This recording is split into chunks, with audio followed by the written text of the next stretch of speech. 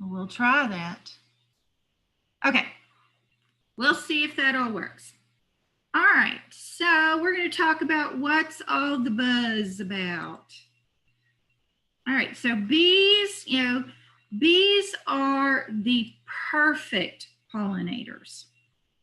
And there's actually more types of bees than there are mammals. There's over 20,000 species of bees in the world. Again, more than all of those other animals. And there are about 4,000 species native to North America. And one of the most common species that we have here, and the one that everybody thinks about, is actually not native to North America. And it is the honeybee.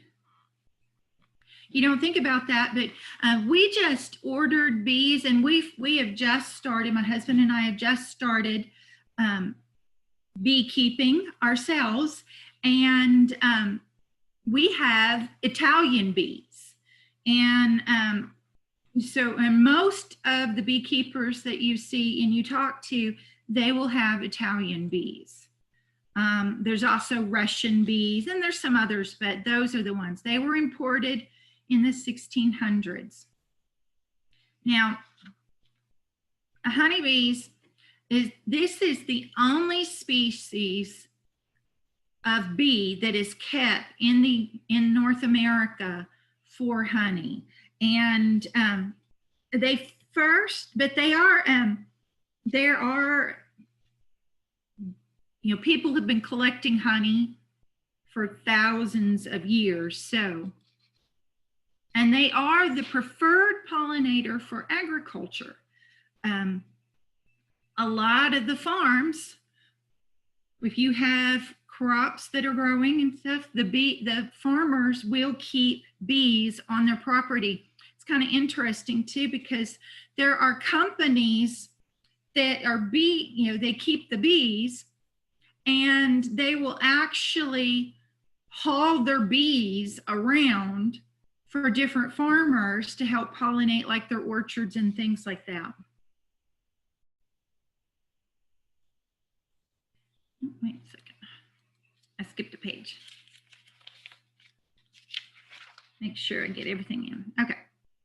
All right. So with these preferred pollinators, all right, the things about bees is most bees are solitary and they don't live in large colonies, but honeybees do. They're also cavity dwellers.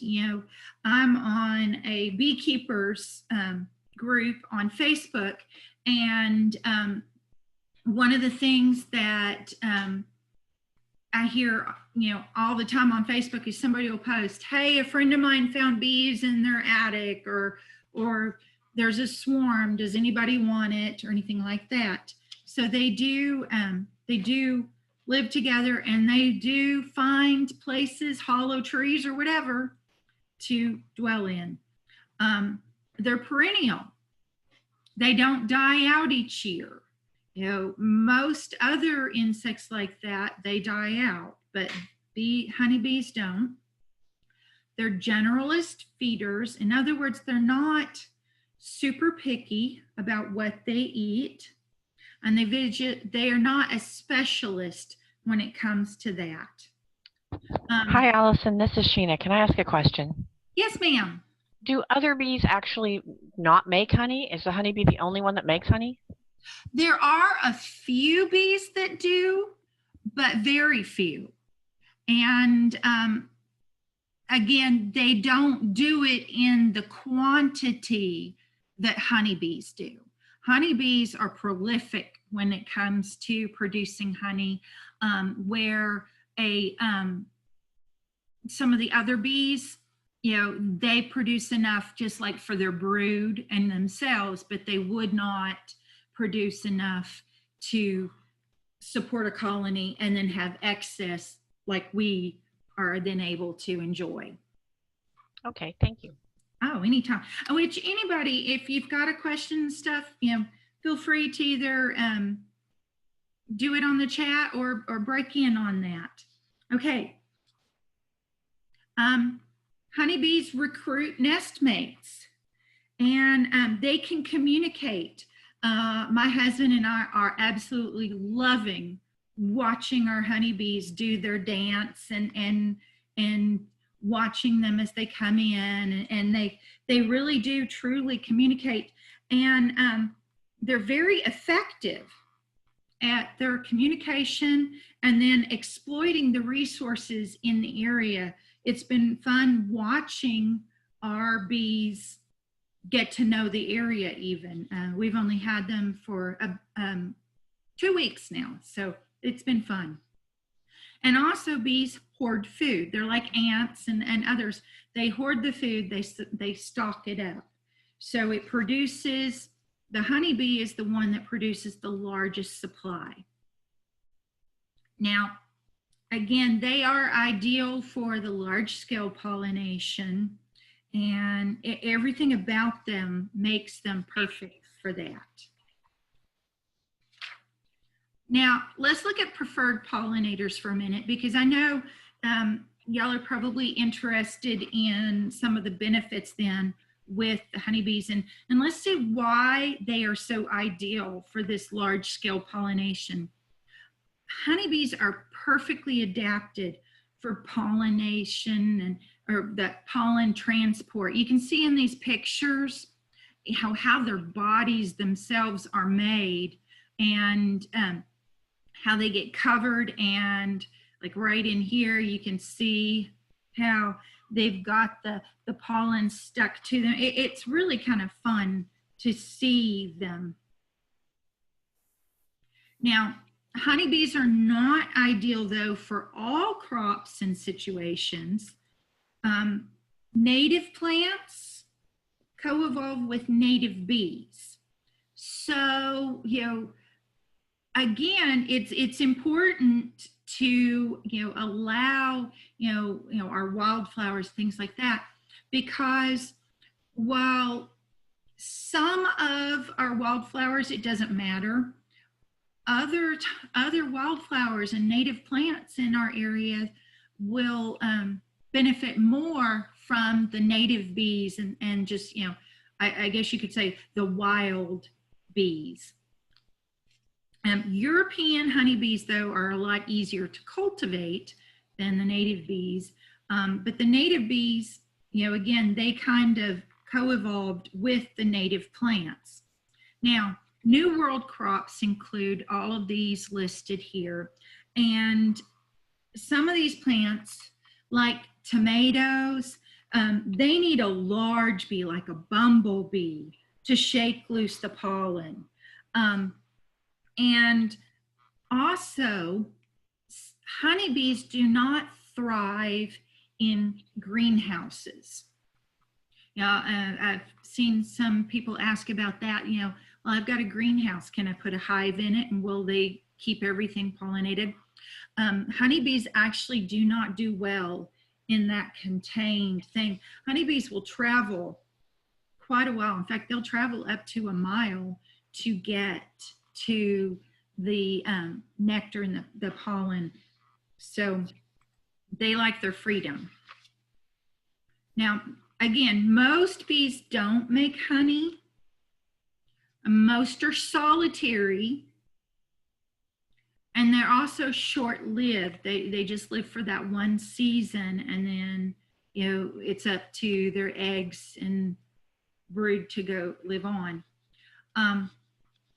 But most bees, not all of them, but most of them are highly efficient pollinators.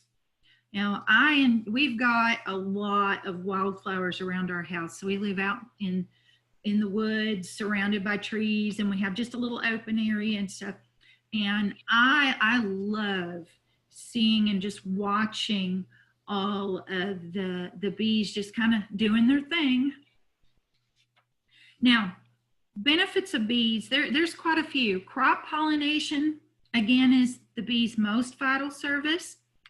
Also, when you think about that, 1/3 of our human diet requires insect pollination. That's why there's such a big fuss and big talk going on about, protecting the honeybees and with the spraying and some of the things that they were doing with the plants and treating those. It's a big deal with that. Also, honeybees provide 80% of that insect pollination on 100 important crops that we need. Of course, honey was man was first interested in honey and in bees again because for food itself, and also the medicinal purposes for it. Wax was made. The wax was made into candles. The propolis was used in furniture polish and even antibiotic properties. The royal jelly is used often in health foods, and it's very high in protein. Of course, the crop pollination is the biggest thing here. We're talking $15 billion a year in just the U.S., and then they increase the yield by 25 billion each year. All right, now I know y'all probably enjoy thinking about planting and stuff like that for the natural. So here's a little information for that. You can go to these websites here, and these are some of the brochures and handouts and things that they have with that of planting specifically for pollinators. Now, again, bees aren't the only pollinators, so this will have information on some of the others, and I could speak for a whole hour just talking on pollinators, but I want to be able to get to actual honey. All right, so planting for pollinators, there is an app that you can do, and you can customize your search using the soil type, whether you're sunny or shady, which our house has lots and lots of shade. The plant type that you're interested in, what kind you would like to grow in your area, flowers, the shapes and colors, and by using that, if you look and see even with what you've got growing in your yard, you're going to see what is attracted to your yard, and then looking for the pollinator groups, and you can get those. Okay, so being friendly, don't apply pesticides to plants in bloom, because that's when the bees are going to be coming to them. Spray in the evening if you have to spray when few bees are out. You can spray foliage, but not the actual flowers, and then, making sure that you are trying to use the least toxic, even when we're trying to be natural and environmentally friendly and stuff like that, there is a time that, you have to spray something here and there. I don't know about you, but I don't like ants in my house. And, well, I will use, I have bay leaves in my cabinets and things like that. I still, on occasion have to do that. So I'm trying to be really careful.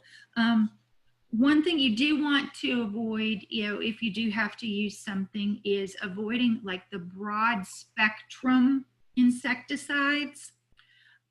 Use something that works specifically for whatever your need is, rather than casting, like Sevin Dust covers. If you look at the list on Sevin Dust, it's got 20 something different insects, I think, listed. It's been a while since I've looked at it, but that's a lot of different insects that it covers and affects.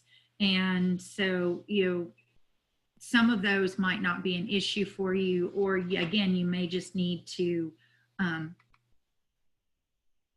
cover for one thing. And so you try to get specific with that. All right, so let's talk honey. Everybody ready for honey? All right, honey is pure and natural. It's delicious. The bees collect the nectar of the flowers, and then they store it in the hives, and they consume that during the winter months and periods of drought. Right now, because we have just established our hive, we're actually feeding them a honey, not honey itself, but a sugar syrup. And it's like major sugary. It's 2 parts sugar to 1 part water. So you can imagine how thick and ooey gooey it is. But that is, by feeding them that now, I've got bags of sugar that I've been buying and stuff. Feeding them that, actually kickstarts their production of honey. And the first time we opened up the hive to check to make sure that the queen had escaped out of her box and her cage and stuff, it was really cool to see what they've already done in the hive. They did not waste any time. Honey has a high sugar content. It's got a mild acidity, and then that low moisture level. So microorganisms can't grow in honey, which means it never needs pasteurization. It never ruins. Some commercial processors will heat honey because it'll thin it, and you can filter out the pollen if you want with that. Now, honey's color and flavor is affected by what type of flowers and what is blossoming when the bees visit. All right. Now the color can range from almost that clear then to the dark amber, and you can see that. And as a rule, the light colored honey is milder and the dark colored honey is a stronger flavor. I have some right here that it's kind of a mix. It really truly is a mix.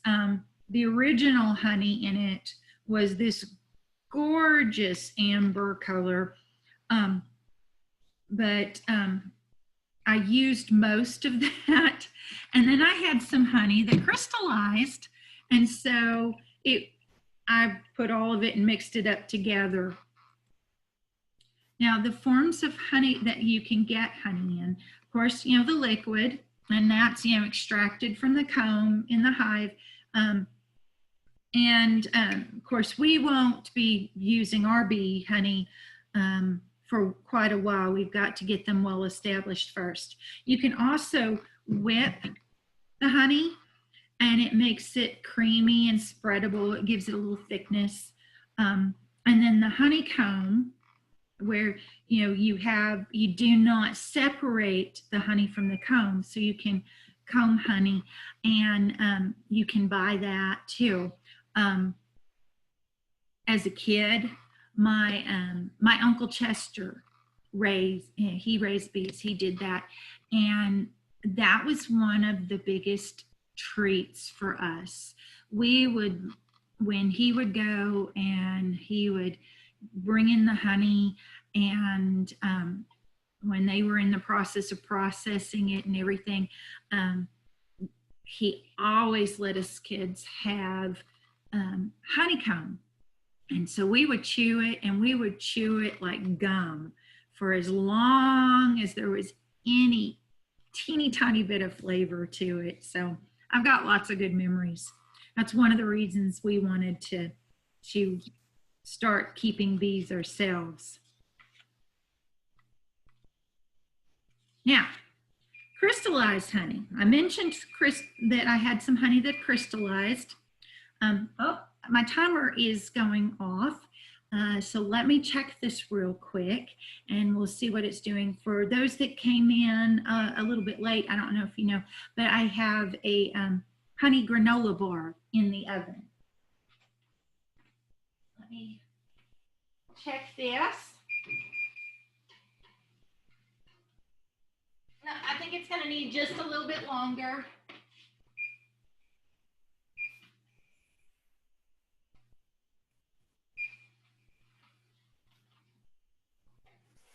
Okay. All right, so we'll give it just a bit more time. And all right, so all natural honey is going to eventually crystallize.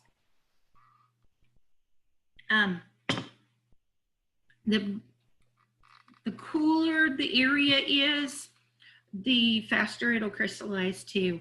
And honey with higher glucose content tends to crystallize more rapidly. Also the raw honey, which is the kind I prefer, and it will crystallize more readily too. The thing is crystallized honey is not spoiled. All you need to do is place your honey, in the container into a pan of warm water to liquefy again. But we never microwave it. My husband was the other day, oh, I can stick it in the microwave. And I was like, oh, no, don't do that. Microwaving, the processes with that are not good for honey. Now, some of you may have been trying like local honey for allergies. And that's a common question. And it doesn't really have a for sure answer. Honey does contain traces of pollen. And so sometimes though, it's not going to be enough in your honey, especially if it's been processed, to have the actual properties that you would need to help your immune system. Also, it depends on when your bees collected, or the bees that, whoever raises them has it. For instance, like our bees right now, yes, they are producing honey, and they are, the privet, the hedgerow bushes are blooming right now. Well, I am highly allergic to that. But unfortunately, yes, my bees are busy and they are producing, but that's going to be for their brood. So I'm not going to benefit from the pollen that they're collecting right now. Now, if they continue and they make enough, and we do get to collect any this fall, it could be that they make some of their honey using like ragweed or some of the other fall flowers that can cause so many allergies. So that might be a benefit. Also, for some people that are hypersensitive to allergens, consuming the raw honey could potentially create a severe allergic reaction. So, again, you want to be careful with that. Does anybody have any questions so far? Okay. Why honey should not be fed to infants? You probably heard that. Honey, any kind of commercial honey that you buy in any store, they're going to have that on the label. Of course, this one is straight from a home honey producer here, so it didn't have that. But I do have one that I bought like from Kroger, and all of that will say that children under 12 months should not be fed honey. Let's see, my timer's going again, so we're going to go ahead and get that out. It smells good. I wish you could smell it.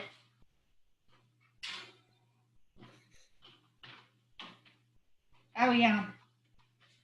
See, that looks nice. All right, so I'm going to set this aside right now and let it cool.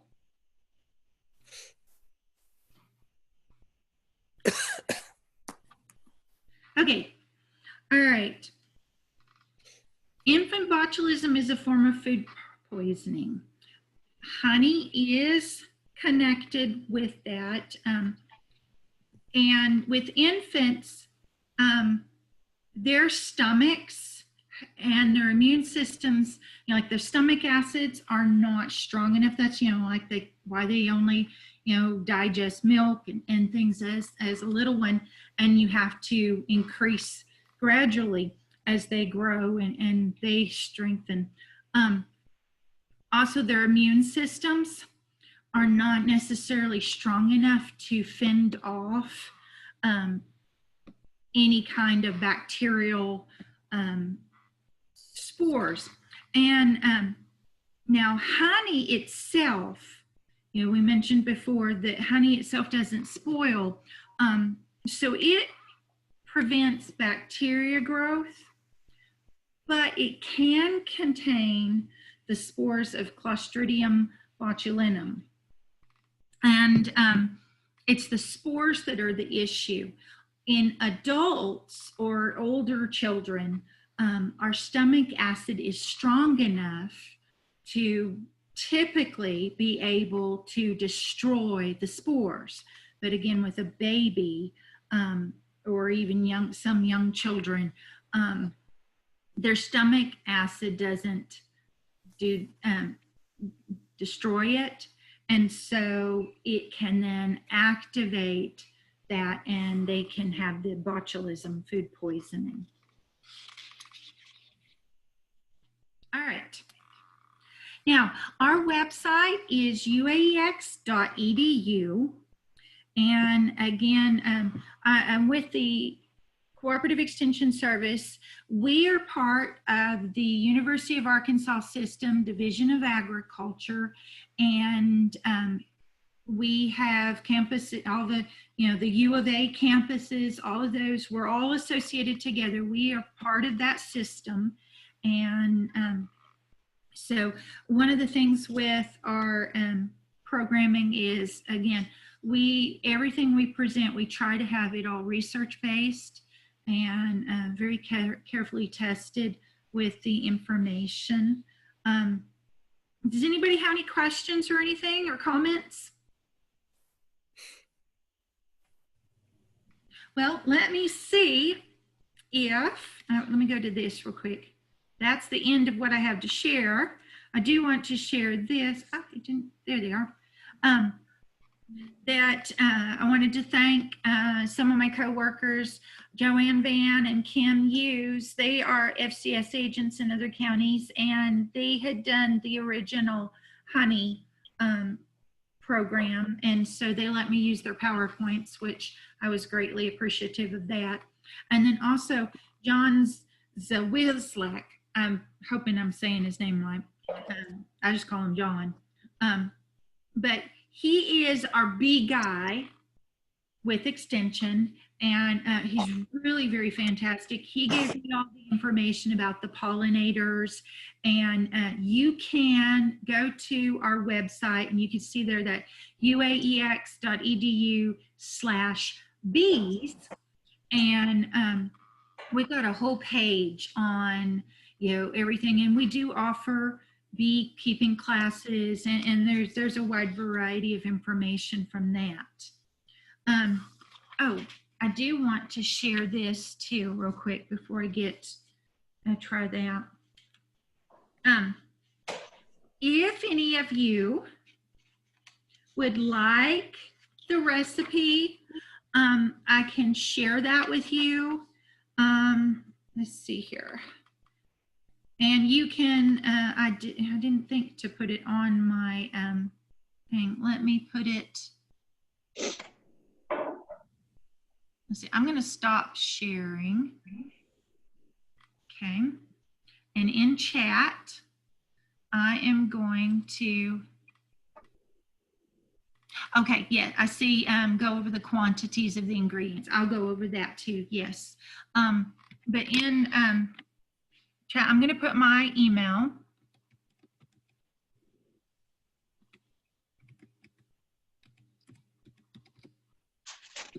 Okay, so there's my email. So if you would like me to send the recipe to you, which again, it was 1/3 cup pure honey, 1/4 cup of butter melted, 3 egg whites, which I'm going to use the 3 egg yolks later for a pie, 1 teaspoon of cinnamon, 1/2 teaspoon of almond flavoring, and you can do less if you're not a big almond fan. 3 cups low fat granola. And I will say that when I poured out my granola before you guys came on and stuff, I chopped it up because it was going to be really loud, and because sometimes you get some pretty big chunks. So 1/2 cup almonds, coarsely chopped, and I just got the slivered almonds for that. And then it calls for 3/4 cup dried cherries, but again, I did not want cherries in it because nobody in my family would touch it. So there's that. Let's see what it enough to cut. And then you just cut it into bars. This probably is going to need a little more cooling for best results. Yeah, it's not going to come out very nice, but we'll give it a shot. Let me get a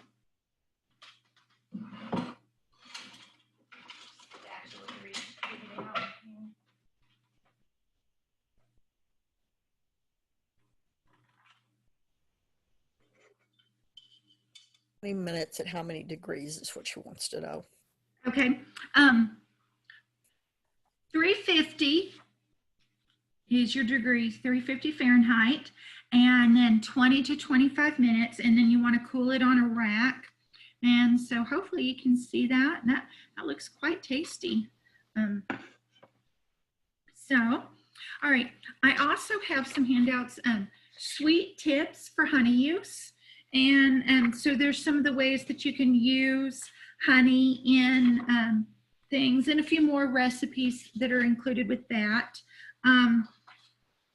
If you just really want more information on honey, I do have another handout that I can share with you, and it's from honey.com, and it's got a lot of good information on that.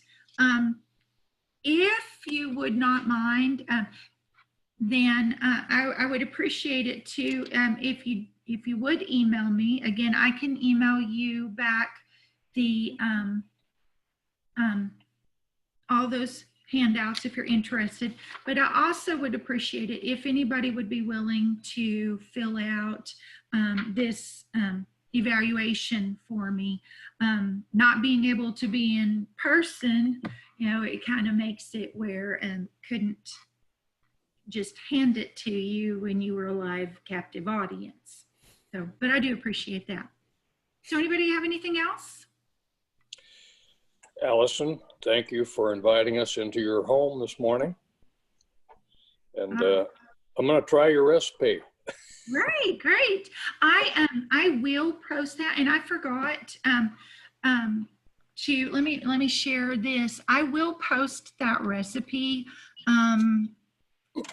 at least by Monday if I don't get it done sooner. But let me share my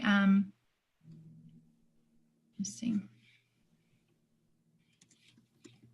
And one of my emails or my Facebook. Okay. And Allison, this is Terry. I want to say thanks to Sheena for saving the day. Yes. The Zoom account sorted out there. But, and I'm sure we lost a few of our members because of the delayed start, but it's okay. I think we ended up having 7 or 8. Yes. But, I appreciate you coming. Well, good job, Allison. Very informative, and just right up our alley. Exactly what we needed. Well, thank you. I'm a big honey fan. I've got my lemon ginger tea here flavored with honey. You know, I like sweets, and honey is one of my sweeteners of choice. So, yeah, there's lots of good properties in it. Hi, Allison. This is Sheena again. I just wanted to say thank you. Thank you for your class. It was very informative, and I loved the starting off with a recipe. Oh, thank you. Well, you know, if there's anything I can do for y'all, don't hesitate to call. My number is 501-693-6321. That's my cell phone number. Right now, I'm still working from home, although we will be going back to the office, and I'll give you my extension office number, which is 501-623-6841. And so again, if please email me since I didn't have a way to get ahead of time to email any of you the information, but you know, I'll gladly share the handouts with you. And also, I would appreciate your input for the presentation, you know, for evaluation. We're all about impact, and being with a government agency like we are, we have lots to prove our value and our worth. So, Allison, Terry, in order to get the evaluation form and the other handouts, just email you. Yes, if they will Okay. email me, then I'll be able to email them directly. And you can just say, you know, honey program in like the subject line, and then I can send you that, and I can send you the handouts as well. They're very useful. Allison, can you repeat your email address again? Yes, it's A Crane, and that's CRANE @uaex.edu. Okay, thank you. Yes, ma'am. And guys, it's also on the chat page. You pull that down. Yes. Well, again, if y'all have any questions, again, don't hesitate to contact me, and I'd love to do anything else I can in the future to help you. Did Well, you Allison, taste- Terry, we will definitely be in touch with you for future programs. Thank you so much. Somebody else had a question? Did you taste test? I mean, you've tried this recipe before, or? Well, some friends of mine tried this recipe. Let me just try it real quick. It's still a little warm, so I'm not going to just pick it up and bite it. But some friends of mine had done this, and it's all ingredients that I like, and I love granola, so I knew it was going to be good. Oh, yes.